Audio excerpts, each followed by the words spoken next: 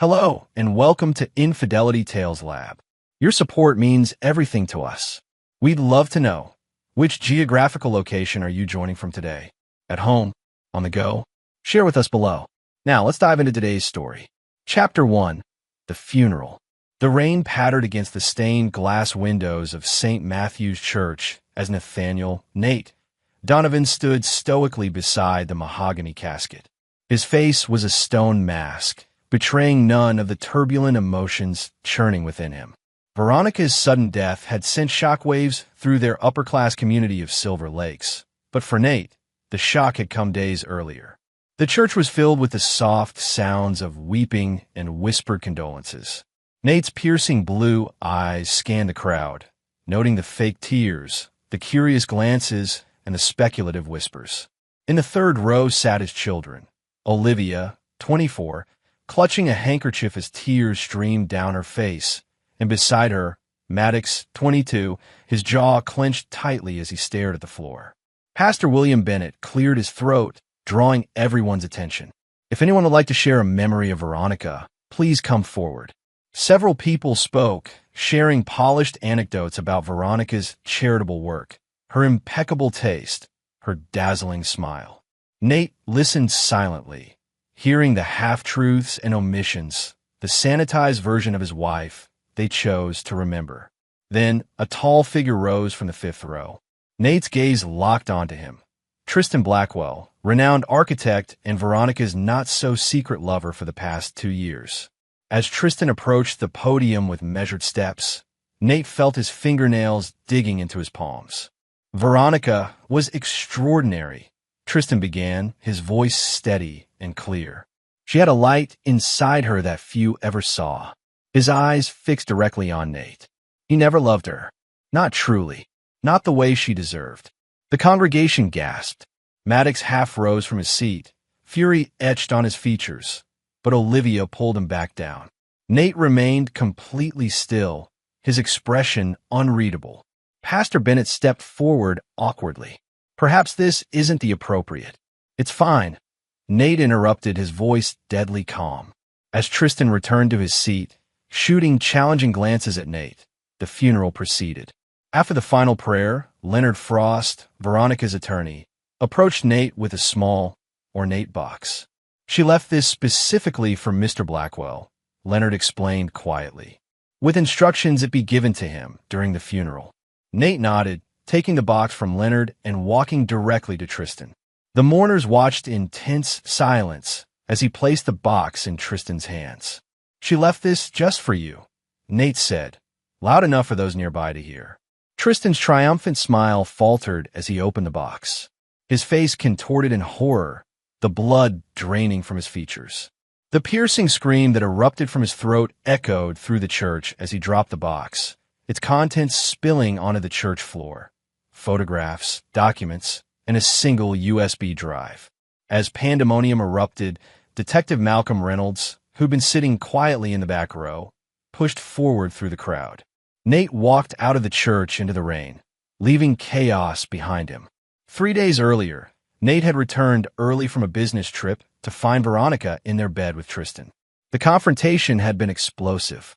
Later that night, Veronica had stormed out, driving too fast on rain-slicked roads. The call came at 2:17 a.m. A crash, instantaneous death. That same night, Nate had made a decision. The path forward was clear. This wasn't just about infidelity. It was about years of manipulation, lies, and betrayal that went far deeper than anyone suspected.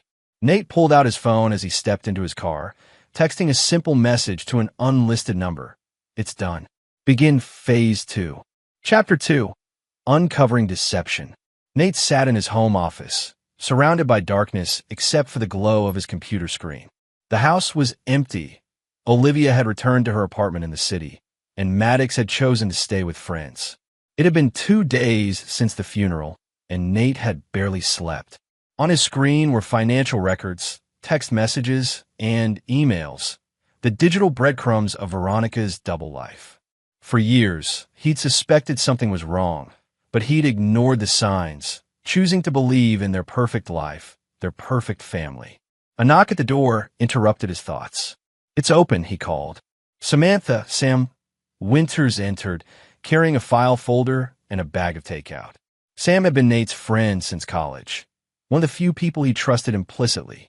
They dated briefly before Nate met Veronica, but had settled into a solid friendship that had endured for decades. "You look like hell," she said, placing the food on his desk. "Thanks for your honesty," Nate replied with a bitter smile. "What did you find?" Sam opened the folder, spreading its contents across the desk. "It's worse than you thought. Tristan and Veronica weren't just having an affair.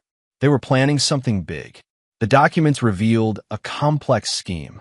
Veronica had been systematically transferring family assets into shell companies controlled jointly by her and Tristan. Not just money, properties, investments, even intellectual property from Nate's technology firm. "They were going to leave me with nothing," Nate said quietly. "That's not all." Sam hesitated. "There's something about the kids." Nate's head snapped up. "What about them?" "Veronica had been turning them against you. Look at these messages." Sam pulled up a series of texts between Veronica and their children. Nate read them with growing horror. Subtle manipulations, carefully crafted lies, painting Nate as cold, unloving, even abusive. "Maddox seems to have bought it completely," Sam said gently. Olivia was more resistant, but Nate pushed away from the desk, walking to the window.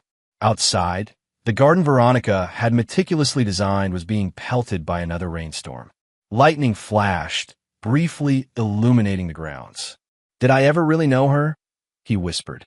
"There's more," Sam said. "The box at the funeral. What was in it?" "Evidence," Nate replied. "Everything I could find about Tristan's business dealings. Falsified architectural plans, buildings that didn't meet code, bribes to city officials. Enough to destroy him professionally and possibly send him to prison." "You've been planning this," Sam said, realization dawning on her face. "Since the night of the accident. I couldn't save my marriage, but I could make sure they didn't win." Nate turned back to face her. "The question is, how deep does this go? Who else was involved?" Later that night, as Sam slept in the guest room, Nate received a text from an unknown number. "Meeting confirmed. Tomorrow, 3 p.m., the usual place." The next day, Nate met with Douglas Walsh, Veronica's father, at an isolated fishing cabin by Lake Mercer. The elderly man looked haggard, age beyond his years. "I never wanted it to come to this," Douglas said, pouring himself a generous whiskey. "She was my daughter, but what she did, it was unforgivable." "You knew?" Nate asked, his voice dangerously quiet. "Not everything. Not at first." Douglas took a deep drink. "I confronted her 3 months ago. She laughed in my face, told me it was all for the family legacy, that you were just a stepping stone." "What family legacy?" Nate pressed. Douglas looked up, his eyes hollow. "The Walsh fortune wasn't built on manufacturing, as everyone believes. My father, Veronica's grandfather, had connections. Dangerous ones." As Douglas spoke, the pieces began to fit together. The Walsh family's wealth had been built on decades of criminal enterprise, laundered through legitimate businesses. Veronica had been raised to continue the tradition, to expand the empire. "She chose Tristan because of his connections to city planning," Douglas explained. "Perfect for money laundering through real estate development. She chose you because of your technology firm, ideal for moving money internationally." Nate felt the last remnants of his old life crumbling around him. "What about my children?" he asked. "Are they part of this?" Douglas couldn't meet his eyes. "Maddox has been taking an active role the past year. Olivia refused to get involved. That's why Veronica was trying so hard to turn her." Nate stood abruptly. "I need proof. All of it." "It's all here," Douglas said, sliding a heavy envelope across the table. "What are you going to do?" "Why should I have done years ago?" Nate replied, his voice carrying a finality that made Douglas shiver. "I'm going to burn it all down." Chapter 3. The plan takes shape. Nate stood in the empty warehouse, the cavernous space echoing with his footsteps. This abandoned building on the outskirts of town had once been the site of his first business venture, a failure that had nearly bankrupted him before he met Veronica. Now, it would serve a new purpose. Detective Malcolm Reynolds circled slowly around the central space, his experienced eyes taking in every detail. "You're playing a dangerous game, Donovan," he said finally. "It's not a game," Nate replied. "It's justice." Malcolm and Nate had history.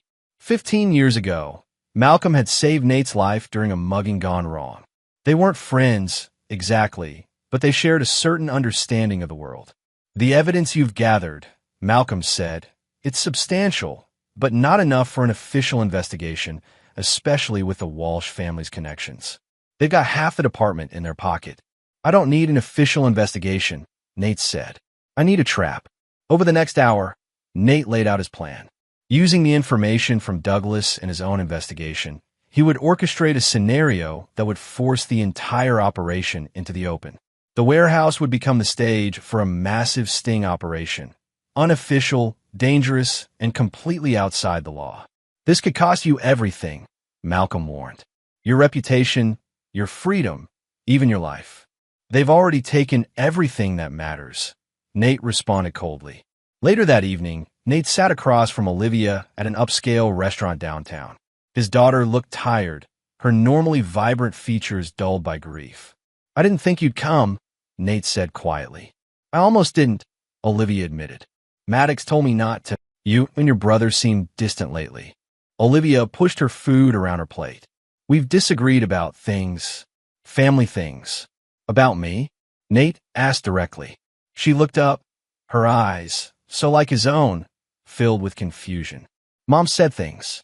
About how you treated her, about your business." Maddox believed her completely. "And you?" "I wasn't sure," she said honestly. "You were always so distant, Dad. So focused on work." It made her stories believable. Nate reached across the table, taking her hand. It was the first real, physical contact they'd had in years. "Olivia, I need to show you something. But once I do, there's no going back. You'll have to make a choice." He slid a tablet across the table. On it was a video, security footage from their home showing Veronica in a heated argument with Maddox. The audio was clear. "Your father suspects nothing," Veronica was saying. "Once the merger goes through next month, we'll have control of his patents. Tristan's connections will ensure the money moves smoothly." "What about Olivia?" Maddox asked. "Your sister has made her choice," Veronica replied coldly. "She's too much like him, too principled. We'll deal with her the same way, if necessary." Olivia's hand trembled as she pushed the tablet away. "This can't be real." "It is," Nate said gently. "Your mother was involved in something dangerous, something criminal, and she was using us all as pawns." Tears streamed down Olivia's face. "Maddox, he's in deep, isn't he?" Nate nodded grimly. "I believe so, but there's still time to save him. If you help me." "What do you need me to do?" "Something difficult," Nate answered. "I need you to pretend you've turned against me too. To join them, gain their trust, and help me bring them down from the inside." Olivia stared at him for a long moment. "This will destroy our family." "Our family was destroyed long ago," Nate said. "We just didn't see it. This is about justice now, and protecting innocent people from what they're planning." As they parted outside the restaurant, Olivia hugged him tightly. "Be careful, Dad. These people, they won't hesitate to kill you if they find out." "I'm counting on it," Nate replied with a grim smile. That night, Nate finalized his preparations. He contacted various allies, old business associates, friends who owed him favors, and others who had been hurt by the Walsh family's operations. Each would play a critical role in what was to come. Sam arrived late, carrying the final piece of the puzzle. Internal documents from Tristan's architectural firm showing deliberate design flaws meant to cut costs and maximize profits at the expense of safety. "This is worse than we thought," she said. "If these buildings fail, people could die." "Then we make sure they don't fail," Nate replied. "And we make sure everyone involved pays for what they've done." He spread a detailed timeline across his desk. Phase 1 had been the funeral, planting the seed of doubt, showing Tristan that Veronica had betrayed him as well. Phase 2 was gathering intelligence and building alliances. Now it was time for Phase 3, the execution. "What about your kids?" Sam asked softly. "Maddox is implicated in all of this." Nate's expression hardened. "If he's chosen his path, he'll face the consequences. I won't protect anyone who's part of this." Not even my own son. That's cold, Nate, even for you. This isn't about being cold, he replied. It's about justice. True justice doesn't play favorites. As dawn broke, Nate sent a text to Tristan. We need to talk. About Veronica. About everything. Meet me tomorrow. Alone. The response came almost immediately. Name the place. Nate smiled grimly. The trap was set. Chapter 4. Setting the stage. The Silver Lakes Country Club hummed with quiet conversation as Nate navigated through the annual charity gala. Despite his recent loss, his appearance was immaculate. Tailored black suit, confident stride, the perfect mask of a man in control. It had been 2 weeks since the funeral, and high society had already moved on to the next drama. Mr. Donovan called Valerie Hayes, Veronica's oldest friend. So glad you could make it. Her sympathy seemed genuine, though Nate now questioned everything and everyone. I wouldn't miss it, he replied smoothly. Veronica would have wanted the foundation to continue its work. The Donovan Family Foundation had been Veronica's pride and joy, ostensibly dedicated to inner-city education, though Nate now suspected it served other purposes as well. Tonight was about maintaining appearances while putting the next phase of his plan into motion. Across the room, Tristan Blackwell held court among a group of influential developers. Since the funeral incident, he claimed the contents of the mysterious box were nothing but a twisted joke, photographs doctored to implicate him in various misdeeds.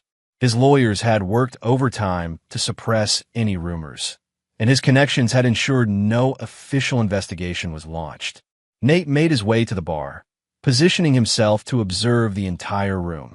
Moments later, Maddox entered, looking uncomfortable in his formal wear. Their eyes met briefly before Maddox looked away, making a beeline for Tristan's group. He's fully committed to them now, came a voice beside him. Olivia slipped onto the adjacent stool, stunning in a midnight blue gown. Did you make contact? Nate asked quietly. Yes. I told Maddox I've been thinking about Mom's warnings, that I was starting to see your true colors. He was skeptical at first, but he wants to believe it. She sipped her champagne. He's arranged a meeting tomorrow with some of Tristan's associates. Apparently, there's a big project coming up, something about redeveloping the old industrial district. Perfect, Nate murmured. Remember, record everything discreetly. Trust no one, not even Maddox. Dad, Olivia hesitated. What happens to Maddox when this is over? If he's involved in criminal activity, that's his choice, Nate said firmly. I can't protect him from the consequences of his own actions, even if it means prison. Even then, Nate's expression softened slightly. I hope it doesn't come to that. Maybe he's just misguided, manipulated by Veronica and Tristan. But if he's actively participating in their schemes, knowing people could get hurt, he let the implication hang between them. Olivia nodded sadly, then stood. I should mingle. Maddox is watching. As she walked away, Sam approached from the other side. Everything's in place at the warehouse. Malcolm's team has installed the surveillance equipment. We're ready whenever you are. Good. And the financial trap? Set, Sam confirmed. The fake investment opportunity looks legitimate enough to tempt them, but transferring those funds will trigger the alerts we planted. We'll have digital evidence of money laundering the moment they act. Nate raised his glass slightly. Now we just need Tristan to take the bait. Later that evening, as the gala wound down, Nate deliberately positioned himself near the exit. As expected, Tristan approached, his facade of confidence firmly in place. Donovan, he acknowledged coolly. Holding up well, I see. Life goes on, Nate replied. I understand congratulations are in order. The Riverside Complex contract is quite a coup. Tristan's eyes narrowed slightly. News travels fast. I have interest in that area myself, Nate said casually. In fact, I've recently acquired some property adjacent to the development site. Property that might be useful to your project. Is that so? Tristan's interest was clearly piqued despite his wariness. We should discuss it sometime. Business is business, after all, despite our personal differences. Tristan studied him for a long moment. You're taking her death rather well. Grief manifests in different ways, Nate said, allowing a hint of steel to enter his voice. For some, it's tears. For others, it's focusing on the future, on new opportunities. Tomorrow, my office, 10 a.m. Tristan turned to leave, then paused. Bring the property details. As Tristan walked away, Nate exchanged a subtle nod with Malcolm, who had been watching the exchange from across the room. The detective casually touched his ear, activating his concealed communication device, and murmured something to his team outside. Back at home, Nate reviewed the surveillance feeds, now streaming to his secure server. Tristan had gone directly from the gala to a late-night meeting with several known associates of the Walsh family criminal network. He took the bait, Nate told Sam as they watched the footage. Now let's see how deep this rabbit hole goes. The next morning, Nate arrived at Tristan's architectural firm precisely on time. The sleek, modern building downtown showcased Tristan's signature style. Impressive, but, as Nate now knew, built with compromised materials and falsified safety inspections. Tristan's office offered a panoramic view of the city. Beautiful, isn't it? Tristan gestured to the skyline. I've designed 17 of those buildings. 17 landmarks that will outlive us both. Unless they collapse first, Nate said quietly. Tristan's smile faltered. I don't know what you think you know. I know everything, Nate interrupted. Every shortcut, every bribe, every falsified inspection. Just as I know about you and Veronica, about the money laundering, about the whole operation. Tristan's face hardened. Then you should also know how dangerous it is to threaten me. Not a threat, Nate corrected. A business proposition. I want in. Surprise flickered across Tristan's features. You want what? I want in, Nate repeated. Veronica was right about one thing. There's more money in your operation than in legitimate business. Since she's gone, you need someone with my connections, my resources. Why would I trust you? Tristan asked incredulously. Nate slid a flash drive across the desk. Consider this a down payment. Financial algorithms my company developed for banking security. They can be repurposed to move money undetected. Tristan picked up the drive cautiously. And what do you want in return? A seat at the table. Access to the Walsh network. And Nate leaned forward. I want to know exactly how Veronica died. A tense silence filled the room. Finally, Tristan spoke. The accident wasn't planned, if that's what you're asking. But it wasn't entirely unexpected either. She'd become a liability. Nate's face betrayed nothing, though inside, his suspicions were confirmed. I thought as much. So do we have a deal? Tristan smiled slowly. Let's find out if you're really as ruthless as you're pretending to be. Tomorrow night, the Old Donovan warehouse. We have a shipment coming in. Be there, and we'll see if you have what it takes. As Nate left the building, he activated his phone. It's set, he said to Malcolm. Tomorrow night. Alert the team. Chapter 5. Divided Loyalties. The rain had returned, turning the city streets into reflecting pools of neon light. Nate sat in his car outside Maddox's downtown apartment, watching as his son emerged with a group of young men, junior associates in Tristan's growing criminal enterprise. They laughed as they climbed into an expensive SUV, oblivious to their father's presence nearby. Nate had raised his children with everything they could want. The best schools, lavish vacations, unlimited opportunities. Where had he gone wrong with Maddox? Had it been his long hours at the office? Veronica's poisonous influence? Or something inherent in the boy himself? A moral weakness?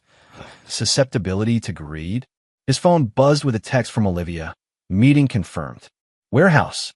10 p.m. tomorrow. Big shipment of something they're not discussing openly. Another text followed quickly. Maddox suspects nothing, but he's deep in this, Dad. Deeper than we thought. He's been managing accounts, moving money. He knows exactly what they're doing. Nate closed his eyes momentarily, feeling the weight of what was to come. His own son had chosen the wrong side. Tomorrow night would determine whether Maddox was salvageable or lost to him forever. At a small cafe across town, Sam met with Leonard Frost, Veronica's attorney. The elderly lawyer looked nervous, glancing repeatedly at the door. I've brought what you asked for, he said, sliding a thick envelope across the table.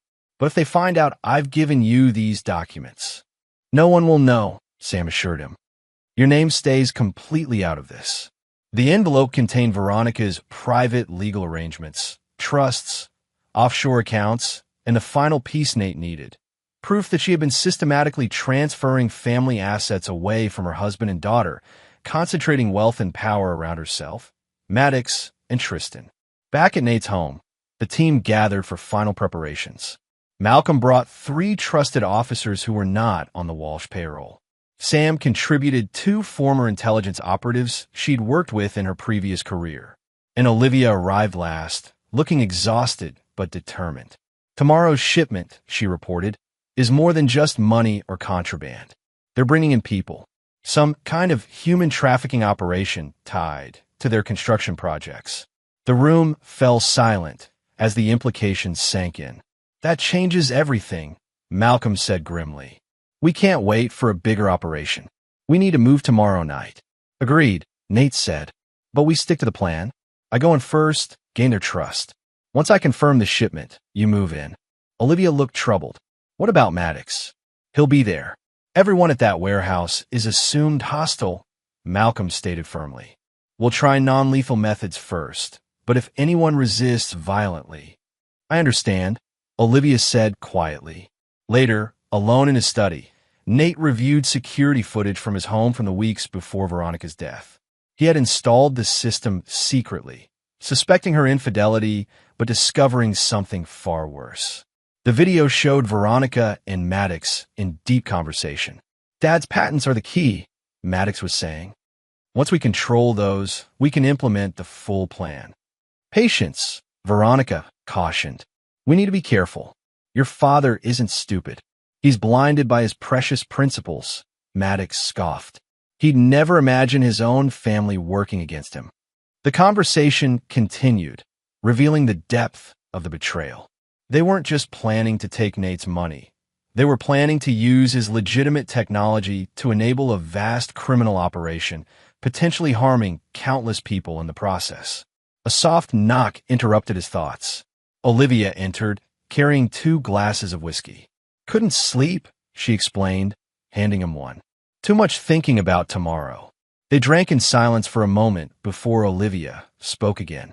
I found something in Mom's things. Something she kept hidden. She produced a small journal. It's coded, but I managed to decipher parts of it. She was planning this for years, Dad. Since before I was born. Maddox and I, we were just parts of her plan. She married you for your potential, your innovations. She never loved you. Nate took the journal, flipping through pages of meticulous notes, cold, calculating entries about his business, his patents, his potential usefulness to the Walsh family business. Did you read the part about you and Maddox? He asked quietly. Olivia nodded, tears forming. She wanted him in the business from the beginning. Groomed him for it. But me, she called me a complication. Too independent. Too much like you. Nate placed an arm around his daughter's shoulders, a rare gesture of affection. I'm sorry I didn't see it sooner. I could have protected you both. It's not your fault, Olivia said firmly. We all make our choices. Maddox made his.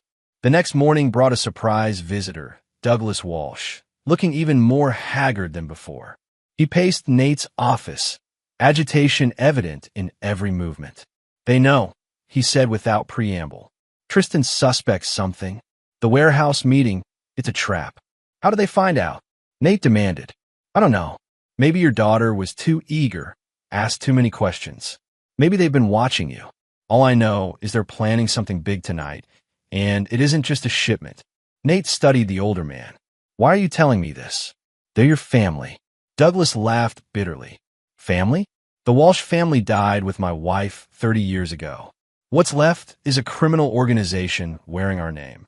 Veronica became exactly what my father wanted.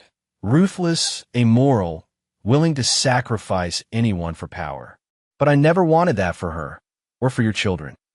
So what's happening tonight? A cleansing, they're calling it. Eliminating loose ends. You're the daughter, anyone who knows too much. Douglas handed Nate a thumb drive. Security details, communication protocols, emergency extraction plans. Everything you need to survive tonight. As Douglas turned to leave, Nate called after him. Why now? Why help me after all these years of silence? The old man paused at the door. Atonement comes too late for me, but perhaps not for your son. Save him if you can, Nate. Not from justice, but from becoming what Veronica became. With this new information, the plan had to change. Nate gathered his team for an emergency meeting, laying out the revised strategy. It's even more dangerous now, he concluded. Anyone who wants to walk away, now's the time. No one moved. Malcolm checked his weapon. We knew the risks going in, but we need to consider the possibility that Olivia's cover is blown. All eyes turned to her. She straightened her shoulders. If they suspected me, they would have acted already. I'm still going in. No, Nate said firmly. It's too dangerous. Dad, I'm the only one who can confirm the shipment. The only one Maddox might listen to. You need me in there. The argument continued until Sam interjected. She's right, Nate. Without someone on the inside, we're going blind. Finally, Nate relented. Fine, but you stay in constant communication. First sign of trouble, you get out. As night fell, they moved into position. The warehouse loomed dark and imposing against the stormy sky. Nate adjusted his concealed wire and nodded to Malcolm. Remember, the detective said, we're 10 minutes out once you give the signal. Make sure you're clear of the main floor when we come in. Nate checked his watch. It's time. Chapter 6, The Turning Point. The warehouse echoed with Nate's footsteps as he entered through the main doors. Industrial lighting cast harsh shadows across the concrete floor, illuminating stacked crates and idle machinery from his long-abandoned business venture. In the center of the vast space stood Tristan, flanked by 4 armed men. Maddox stood slightly apart, his young face set in practiced indifference. Donovan, Tristan called. Right on time. I'm punctual for profitable ventures, Nate replied, walking forward steadily. His eyes briefly met his son's, finding no recognition there, no warmth, just the cool assessment of a stranger. Before we begin, Tristan said a small security precaution. He gestured, and one of his men approached Nate with an electronic scanner. Nate raised his arms calmly as they checked him for wires or weapons. The scanner passed over his chest, where the sophisticated transmitter Sam had provided lay undetectable against his skin, technology from his own company, beyond the capabilities of standard detection equipment. Satisfied, Nate asked as the man stepped back. Tristan nodded. Can't be too careful these days, especially with new associates. Where's the shipment? Nate asked directly. Patience. It arrives in 30 minutes. In the meantime, let's discuss your role in our organization. As they talked, Nate was acutely aware of Maddox watching him, analyzing every word, every gesture. His son had been well-trained by Veronica, suspicious, calculating, always looking for the angle. The algorithms on that drive, Tristan continued, they're impressive, but we need full access to your company's security infrastructure. That could be arranged, Nate said smoothly. But first, I want to see what I'm getting involved with. No more vague references to operations and opportunities. I want details. Tristan smiled coldly. Fair enough. Maddox, why don't you explain to your father what we're really doing here? Maddox stepped forward, and for the first time, Nate saw a flicker of the boy he'd raised, eager to impress, to prove himself worthy. It was a painful reminder of how thoroughly Veronica had twisted their son's natural desire for approval. It's simple, Dad, Maddox said, the familiar address sounding strange in this context. Construction, real estate, technology, they're all just fronts. The real business is influence, control, power. As Maddox detailed the operation, Nate listened with growing horror. What had begun decades ago as simple money laundering had evolved into something far more insidious. A network that controlled politicians, judges, police officials, and business leaders through a combination of bribery, blackmail, and violence. Tonight's shipment, Maddox explained with disturbing pride, is the next phase. Workers brought in from overseas. Off the books, completely dependent on us. With them, we can accelerate construction on the Riverside project while cutting costs by 60%. Human trafficking, Nate said flatly. Maddox flinched slightly at the term. They're being given opportunities they wouldn't have otherwise. As slaves, Nate countered. As assets, Tristan interjected smoothly. Everything and everyone has a value in our business model, Donovan. The question is, what's yours? Before Nate could respond, the side door opened and Olivia entered. She looked nervous but determined, playing her role perfectly. Sorry I'm late, she said. Security was tighter than expected. Tristan's expression shifted subtly. Miss Donovan, we weren't expecting you until later. Maddox texted me to come early, she replied, looking to her brother. Maddox's face registered confusion. No, I didn't. The atmosphere in the warehouse instantly changed. Guards shifted positions, hands moving to weapons. Tristan's smile became predatory. It seems we have a problem, he said softly. Nate moved slightly, positioning himself between Tristan and Olivia. What's going on here, Blackwell? A test, Tristan replied. One that your daughter just failed. No one texted her. We've been watching her, monitoring her communications. She's been working with you all along. Maddox stared at his sister in disbelief. Olivia, is this true? Before she could answer, Tristan continued. The question now, Donovan, is whether you're equally duplicitous. Though I suspect I already know the answer. One of the guards produced a device and approached Nate again. This time, the scanner was different, more sophisticated. It beeped as it passed over Nate's chest. Well, Tristan said, it seems father and daughter share more than just looks. They're both traitors. No one's a traitor here, Nate said calmly, even as the guards surrounded them. Just people making choices about what side they're on. Tristan turned to Maddox. Your family has betrayed our organization. You know what needs to happen now. To Nate's horror, Tristan handed Maddox a gun. Prove your loyalty, boy. Start with your sister. Maddox took the weapon, his face a mask of conflicting emotions. He raised it slowly, pointing it at Olivia. Maddox, don't, she pleaded. This isn't you. Mom manipulated you, used you, just like she used all of us. Shut up, Maddox hissed, but his hand trembled slightly. Think about what you're doing, Nate said quietly. Once you cross this line, there's no coming back. Maddox's eyes darted between his father and sister, then to Tristan, who watched with cold expectation. I can't go back anyway, Maddox said, his voice breaking slightly. I'm already in too deep. There's always a choice, Nate insisted. Always a way back. For a long moment, the warehouse was silent except for the rain drumming on the metal roof. Then, with a sudden movement, Maddox lowered the gun. I won't kill my sister, he said firmly. Tristan's expression darkened. Disappointing, but not unexpected. The Walsh blood in you is weak. He gestured to his men. Take care of all three of them. Make it look like a family dispute gone wrong. As the guards moved in, Nate pressed the emergency signal on his transmitter. The response was immediate. The warehouse doors burst open, and Malcolm's team stormed in, weapons drawn. Police! Nobody moved. Chaos erupted. Tristan's men opened fire, forcing Malcolm's team to take cover. Nate grabbed Olivia, pulling her behind a stack of crates as bullets whizzed past. Maddox stood frozen in the center of the firefight, still holding the gun, caught between worlds. Maddox! Nate shouted. Get down! The young man finally reacted, diving behind machinery as bullets splintered the wood around him. Tristan had already disappeared through a back exit, his survival instincts kicking in at the first sign of trouble. The gunfight was brief but intense. Malcolm's team, professional and disciplined, quickly gained the upper hand. Within minutes, most of Tristan's men were either down or surrendering. Nate moved cautiously from his cover, searching for Maddox. He found his son huddled behind an old press machine, shaking with adrenaline and fear. Are you hurt? Nate asked, kneeling beside him. Maddox shook his head, unable to meet his father's eyes. I didn't know, he whispered. About the trafficking.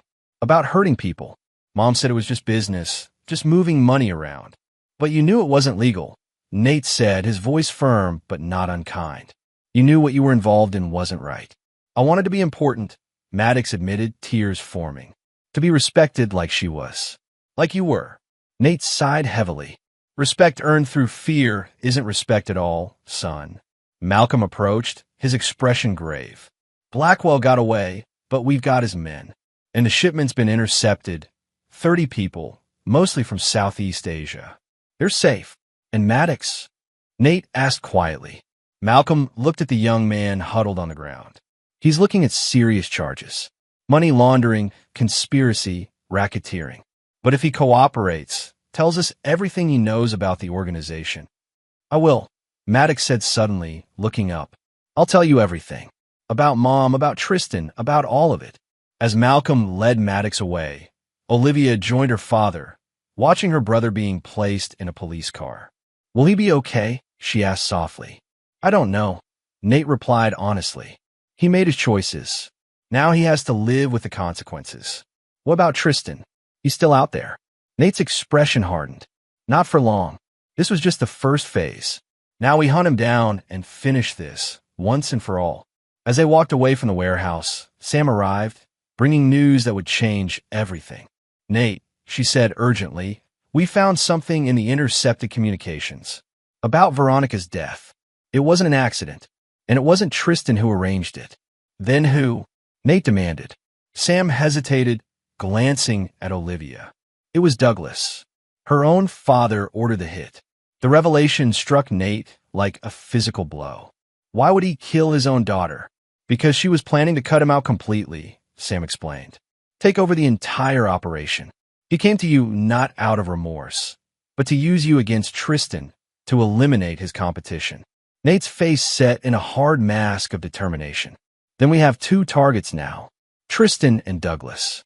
No one manipulates me or threatens my family without consequences. As they drove away, the burning warehouse illuminated the night sky behind them, a fitting symbol of the old life going up in flames, making way for what was to come. Chapter 7. The Trap Closes.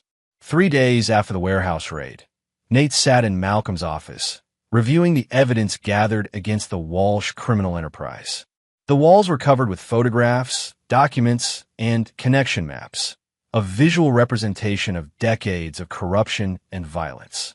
Douglas has gone aground, Malcolm reported. His estate is abandoned, bank accounts emptied. He's running. And Tristan, still in the city, according to our informants. He's calling in favors, trying to rebuild what was lost in the raid. But he's vulnerable now, isolated. Nate studied the photographs of his former father-in-law and his wife's lover, two men who had destroyed his family for their own gain. His expression revealed nothing, but inside, the cold fury that had sustained him these past weeks burned hotter than ever. What about Maddox? He asked. Malcolm sighed. He's cooperating fully. The DA is willing to offer a deal, reduce charges in exchange for his testimony. But he's still looking at time, Nate. There's no way around that. Understand, Nate said quietly. He made his choices. Later that afternoon, Nate visited Maddox in the detention center.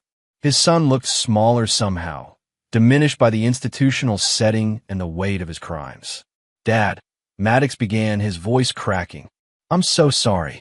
Nate sat across from him, separated by a table bolted to the floor. I know you are. Are you here to tell me everything will be okay? Maddox asked, a hint of his old defiance showing through. No, Nate replied honestly. I'm here to tell you that you'll face the consequences of your actions. That justice will be served. But I'm also here to tell you that you did one thing right. You refused to hurt your sister. That choice matters. Tears streamed down Maddox's face. I was so stupid, so blind. Yes, you were, Nate agreed. Your mother saw your weaknesses, your desire for approval, your ambition, and she exploited them. But you're not a child anymore, Maddox. You knew what you were doing was wrong. What happens now? Maddox asked quietly. You tell the truth. All of it. You help bring down the organization. And then you serve your time. Will you? Maddox hesitated. Will you visit me?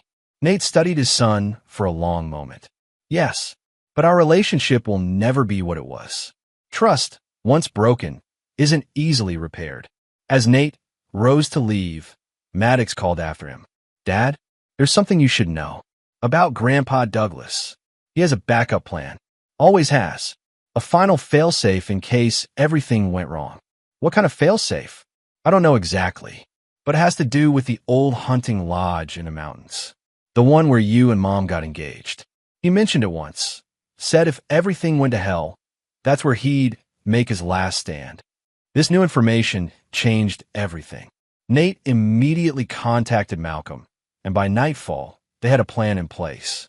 The hunting lodge, remote and isolated in the Blue Ridge Mountains, would be difficult to approach undetected, but not impossible. We need to move quickly, Nate insisted, before Douglas has time to implement whatever he's planning. This is a police operation now, Malcolm reminded him. You're a civilian. You can't be part of the raid. I'm not sitting this out, Nate said firmly. This man destroyed my family, used my children, killed my wife. And if you get yourself killed seeking revenge, what happens to Olivia? To Maddox? They'll have lost both parents. The argument continued until Sam intervened. There might be another way, she suggested. A way for Nate to be involved without compromising the operation. Her plan was elegant in its simplicity. Douglas knew Nate, but had never met Malcolm or most of his team. Nate would approach the lodge alone, ostensibly seeking an alliance with his former father-in-law, while Malcolm's team positioned themselves in the surrounding forest. It's risky, Malcolm admitted, but it could work. Douglas might let his guard down if he thinks you're there to make a deal. The next morning, as dawn broke over the mountains, Nate drove the winding road to the hunting lodge. The autumn foliage created a canopy of red and gold above him, the beauty of the scene at odds with the darkness of his mission.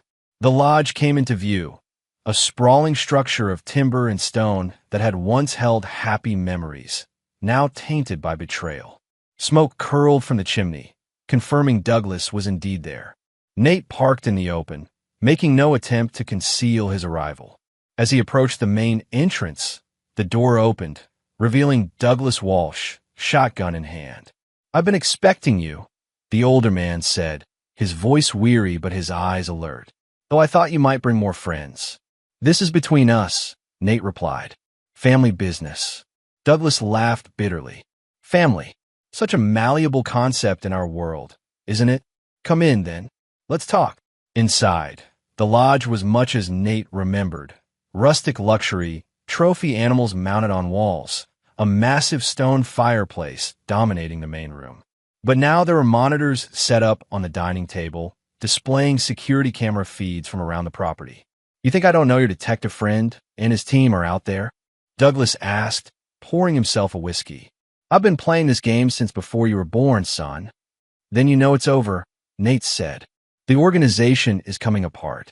Tristan is isolated. Maddox is cooperating. The Riverside Project is finished. Nothing is ever truly over, Douglas replied. Empires fall and rise again. The Walsh legacy will survive this setback, as it has survived others. Not this time, Nate countered. This time, I'm making sure it ends. For good. Douglas studied him with newfound respect. You know, you remind me of myself at your age. The same determination, the same cold fury. Veronica was a fool to underestimate you. She learned that too late, Nate said. Just as you have. As they spoke, Nate was acutely aware of the concealed transmitter sending their conversation to Malcolm's team. He needed to keep Douglas talking to extract a confession. Why did you kill her?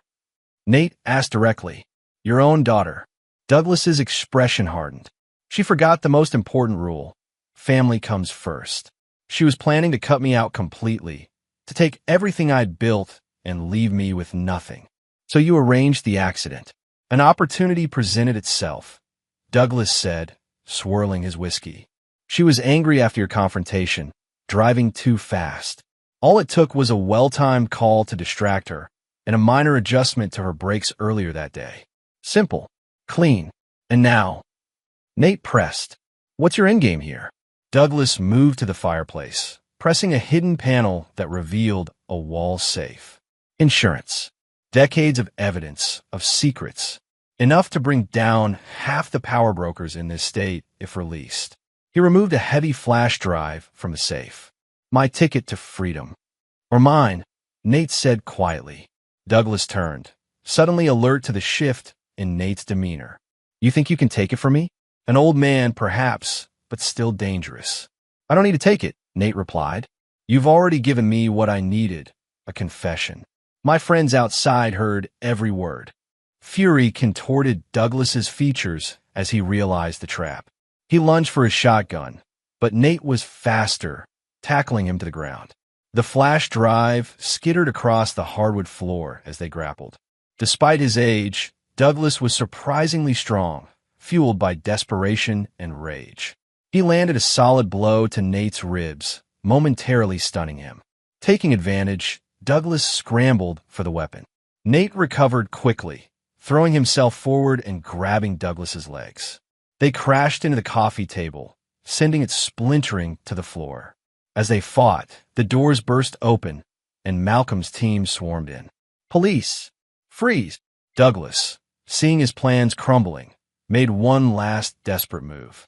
He broke free from Nate and lunged for a hidden drawer in the desk, pulling out a pistol. Drop it! Malcolm shouted, but Douglas was beyond reason now. He raised the weapon, taking aim at Nate. The gunshot echoed through the lodge, but it was Douglas who fell, hit by one of Malcolm's officers. As medics rushed to attend to the wounded man, Nate retrieved the flash drive from where it had fallen. Is he alive? He asked Malcolm. For now, the detective replied grimly. But he's looking at a long list of charges, starting with murder. Nate handed over the flash drive. This contains everything: names, dates, transactions. The entire Walsh operation laid bare. Later, as they drove back to the city, Malcolm asked the question that had been hanging between them. What about Tristan? He's still out there. Not for long, Nate said, his voice cold with determination. He doesn't know it yet, but his trap is already set. Chapter 8, Revelations. The Silver Lakes Country Club was hosting its annual Architects Gala, a prestigious event celebrating the city's most influential designers and developers. Despite recent controversies, Tristan Blackwell had secured an invitation, his connections still strong enough to keep him socially relevant. He moved through the crowd with practiced charm, though careful observers might notice the strain around his eyes, the tension in his shoulders. The collapse of the Walsh organization had left him exposed, vulnerable, but not defeated. Not yet. From a secluded table in the corner, Nate watched his quarry. Beside him sat Valerie Hayes, Veronica's oldest friend and, as Nate had recently discovered, a longtime confidant of Douglas Walsh. He's nervous, Valerie observed, sipping champagne. Looking for allies, for protection. And finding none, Nate replied with quiet satisfaction. The past week had seen a systematic dismantling of Tristan's support network. Anonymous tips had led to investigations of his key business partners. Financial irregularities had been discovered in his firm's accounts. Building inspectors had suddenly developed keen interest in his completed projects. Are you sure this will work? Valerie asked. He's desperate, but not stupid. Desperation makes even the smartest people careless, Nate said. And our friend has always had one critical weakness, his ego. Their plan was elegant in its simplicity. Through Valerie, they had arranged for Tristan to receive information about a secret meeting of potential investors, wealthy foreigners looking for discreet real estate opportunities, unburdened by ethical concerns. The perfect lifeline for a man whose legitimate business was crumbling around him. As expected, Tristan excused himself from the gala precisely at 9, heading for the meeting supposedly arranged in one of the club's private dining rooms. Nate gave him a 3-minute head start before following. The hallway leading to the private rooms was deserted, the soft carpeting muffling Nate's footsteps. He reached the door marked Maple Room and paused, listening. From inside came the sound of Tristan's voice, tense with confusion. Hello? Is anyone here? Nate entered silently. Tristan stood alone in the center of the room, which was empty except for a projection screen and a single chair. Looking for someone? Nate asked, closing the door behind him. Tristan spun around, his expression quickly shifting from surprise to contempt. Donovan, I should have known this was your doing. Sit down, Tristan, Nate said calmly, gesturing to the chair. We have things to discuss. I have nothing to say to you, Tristan snarled, moving toward the door. I think I want to hear what I have to say, Nate replied, pressing a remote control. the screen illuminated with a familiar image, the box from Veronica's funeral, especially since it concerns this. Tristan hesitated, then slowly took the seat. What game are you playing now? No game. Just finishing what Veronica started. Nate remained standing, controlling the physical and psychological space. She betrayed you, you know, long before she died. You're lying, Tristan said, but doubt flickered in his eyes. The contents of that box, the evidence against you, wasn't my doing. It was hers. She compiled it over months, insurance against the day you might become inconvenient. Nate clicked the remote again, and the screen showed emails between Veronica and unknown contacts, discussing Tristan's eventual removal from their operation. She was planning to replace you with someone younger, more controllable, someone who wouldn't demand equal partnership. Tristan's face paled as he recognized the authenticity of the messages. Why would she do this? We were building something together. Veronica never built anything with anyone, Nate said coldly. She used people, then discarded them when they no longer serve her purpose. Her father, her husband, her lover, even her own children. The revelation seemed to physically deflate Tristan. For a moment, Nate almost pitied him. Another victim of Veronica's manipulation, albeit a willing one. What do you want from me? Tristan asked finally. A confession, Nate replied simply. Everything you know about the Walsh operation. Names, dates, projects, clients. All of it. Tristan laughed bitterly. And why would I do that? To spend the rest of my life in prison? Because your alternatives are worse, Nate said, his voice dropping to a dangerous quiet. Douglas is in custody, but his network isn't completely dismantled. How long do you think you'll last once word gets out that you're the loose end? The liability that could bring everything down. Fear flickered across Tristan's face as the reality of his situation sank in. You can't protect me from them. No, Nate agreed, but Malcolm Reynolds can.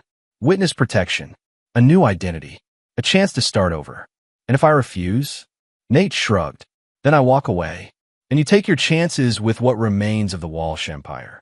I hear they're particularly creative with traitors. The silence stretched between them, heavy with the weight of decisions and consequences. Finally, Tristan nodded, defeat evident in every line of his body. What do you need to know? For the next hour, Tristan detailed the entire operation, the money laundering schemes, the compromised officials, the falsified building inspections. Names of accomplices spilled from him like a confession, each revelation adding another piece to the puzzle Nate had been assembling since Veronica's death. Malcolm, listening from the adjacent room, recorded everything. By the time Tristan finished, they had enough evidence to dismantle what remained of the criminal enterprise. There's one more thing, Nate said as Tristan's voice trailed off.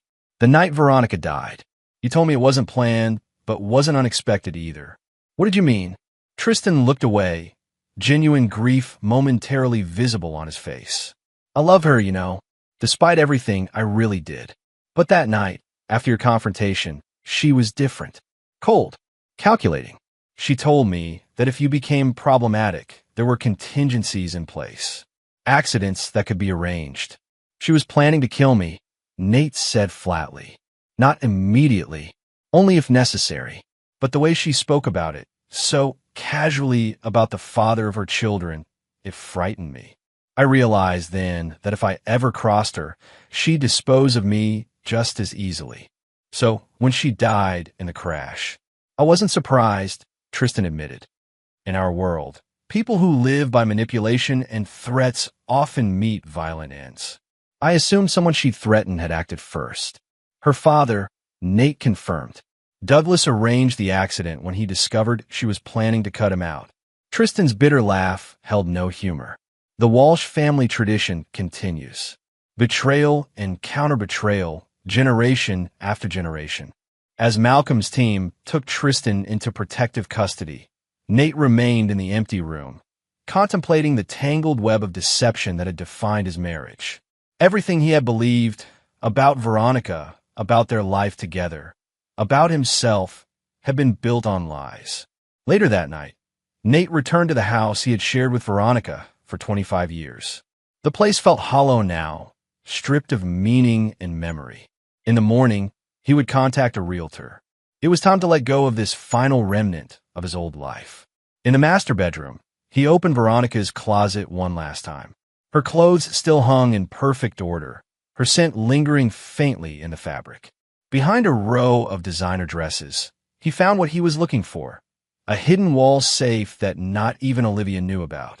The combination came to him easily, the date they had met, a day he once considered the luckiest of his life. Inside was a single document, their original prenuptial agreement. But as Nate examined it closely, he realized it wasn't the same document he had signed. This version contained clauses and conditions he had never agreed to, his signature expertly forged. One last deception, he murmured, placing the document in his briefcase. Evidence of yet another crime, the one that no longer mattered in the greater scheme. As he closed the safe for the final time, his phone rang. It was Malcolm. "It's done," the detective reported. "Tristan's confession has been formally recorded. Arrests are already underway. The DA says it's the biggest corruption case he's ever seen. And Douglas, out of surgery, he'll live to stand trial." "Good," Nate said. "Everyone answers for what they've done. Everyone. That includes Maddox," Malcolm reminded him gently.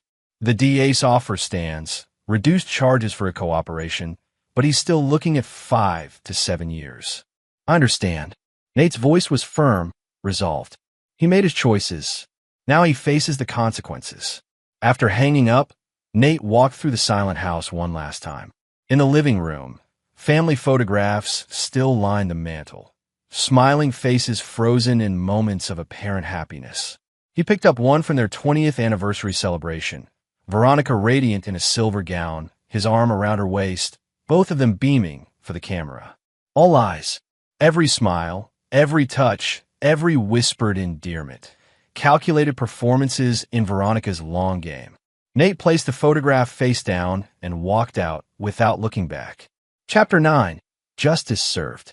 6 months later, Nate stood at the observation window of the courtroom, watching as Judge Eleanor Brantley delivered the final sentences in what the press had dubbed the Walsh Enterprise trials.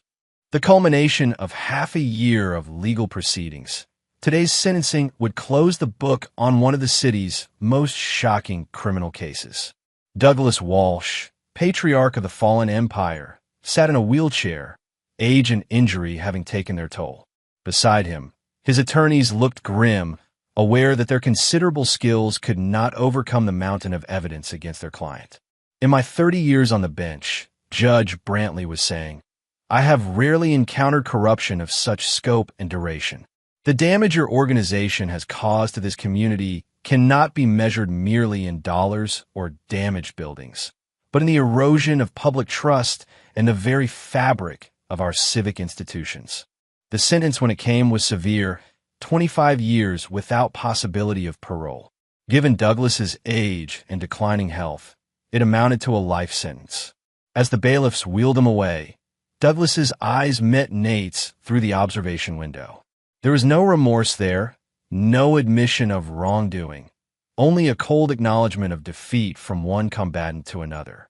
Next came a series of lesser figures in the conspiracy, corrupt officials, compromised inspectors, money launderers. One by one, they received their sentences, years of their lives forfeit to their greed and moral flexibility. Tristan Blackwell was not among them. True to his word, Malcolm had arranged witness protection in exchange for his comprehensive testimony. Somewhere, under a new name and identity, Veronica's lover was beginning a diminished but free existence. Finally, the moment Nate had been both dreading and awaiting, Maddox's sentencing. His son entered the courtroom in prison attire, looking thinner but somehow more centered than he had 6 months earlier. Regular visits and honest conversations had begun the slow, painful process of rebuilding their relationship, though both knew it would never be the same. Judge Brantley acknowledged Maddox's cooperation, his relative youth, and his expressions of remorse. The final sentence, 5 years with possibility of parole after 3, was as merciful as could be expected given the severity of his crimes. As Maddox was led away, He turned toward the observation window, somehow knowing his father would be there. Their eyes met briefly, an entire conversation passing without words. Then he was gone, and Nate was left with the echo of the judge's gavel ringing in his ears. Outside the courthouse, reporters swarmed, hungry for comments from the man whose testimony had brought down the Walsh Empire. Nate moved through them with practiced ease, offering only a terse "justice has been served" before climbing into the waiting car, where Olivia and Sam waited. "It's really over," Olivia said as they pulled away from the courthouse. "The legal part is," Nate agreed. "The rest takes longer." 3 weeks later, Nate stood on the balcony of his new penthouse apartment, overlooking a city slowly healing from the wounds inflicted by the Walsh organization. Buildings with structural compromises were being reinforced. Corrupt officials had been replaced. The Riverside Project had been completely redesigned, with emphasis on safety and ethical labor practices. Behind him, the apartment was filled with moving boxes, most still unopened. The personal belongings from his old life had been mostly donated or discarded. This space, with its clean lines and uncluttered surfaces, represented his fresh start. A knock at the door announced Sam's arrival. She entered carrying blueprints and a bottle of champagne. "The board approved your proposal," she announced. "Donovan Technologies is officially pivoting to focus on building safety and structural integrity monitoring systems." Nate nodded with satisfaction. "Good. We'll start implementing the pilot program in the most vulnerable buildings first." They had spent months developing sophisticated sensor systems that could detect structural weaknesses before catastrophic failures occurred, technology that could save countless lives in buildings compromised by the Walsh organization's corner-cutting. "And this came for you," Sam added, handing him an envelope bearing the state penitentiary's return address. Inside was a letter from Maddox, his weekly communication detailing his progress in the prison's education program and his voluntary work counseling other young inmates. As Nate read, a small smile touched his lips. His son was finding his way back, not to the person he had been. That was impossible, but to someone new, someone who understood the cost of poor choices and the value of integrity. Olivia arrived an hour later, bringing dinner and news of her own. She had been promoted to director of operations at her firm, the youngest person ever to hold the position. "Dad, there's something else," she said hesitantly as they ate. "I've been thinking about changing my last name." Nate looked up, surprised. "To what?" "Back to Donovan," she said. "I briefly changed to Walsh after everything, to distance myself. But I was wrong. I'm proud to be your daughter." The simple statement affected Nate more deeply than he expected. Through all the betrayal and pain, this one truth remained: the bond between him and his daughter, tested but unbroken. Later that evening, after Sam and Olivia had left, Nate returned to the balcony. The city lights spread before him like stars, each representing lives touched by his actions over the past months. Some for good, others for ill. Justice had been served, but at great personal cost. His phone buzzed with a text from Malcolm. "Thought you want to know? The last of the Walsh accounts has been frozen. It's really finished." Nate typed a simple response. "Thank you. For everything." As he turned to go inside, his gaze fell on a small box on the corner table, the only item he had kept from his old home. Inside was a photograph of Olivia and Maddox as children, their faces alight with innocence and joy. A reminder of what had been lost, what had been saved, and what might one day be rebuilt. The path ahead would not be easy. Maddox had years of his sentence still to serve. The damage done to their family could never be completely repaired. But for the first time since Veronica's death, Nate felt something like peace settling around him. He had uncovered the truth. He had protected the innocent. He had ensured that those responsible face consequences for their actions, including, painfully, his own son. Justice, cold and uncompromising, had been his guiding principle, and he had not faltered, even when it broke his heart. As he closed the balcony door behind him, Nate Donovan made a silent promise to himself. The past was finished. Tomorrow would be about building something new from the ashes of betrayal. Something honest, something real. A legacy worthy of the name his daughter had chosen to reclaim. The betrayed husband had become the architect of justice. And in that transformation, he had found not just revenge, but redemption. And there you have it. Another story comes to an end. What did you think? I'd love to hear your thoughts in the comments below. If you enjoy this story, consider joining our community by subscribing. It means the world to us. For more stories like this one, check out the recommended videos on screen. And I'll see you there.